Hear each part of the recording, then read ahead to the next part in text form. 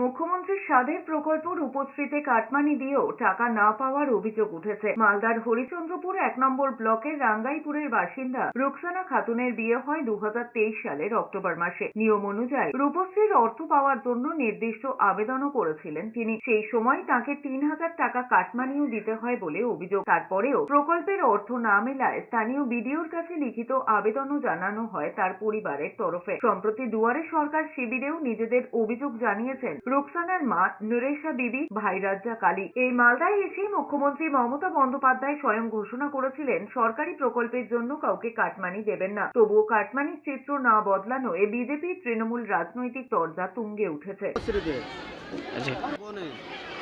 আমার বোনের আজকে থেকে নিয়ে 1.5 বছর আগে বিয়ে দিয়েছিলাম, এখন পর্যন্ত টাকা পাওয়া যায়নি। ফর্ম সবই জমা দেওয়া গেছে, কিন্তু এখন পর্যন্ত টাকাটা পাওয়া যাচ্ছে না। ওই জন্য অভিযোগ জানাতে এসেছিলাম।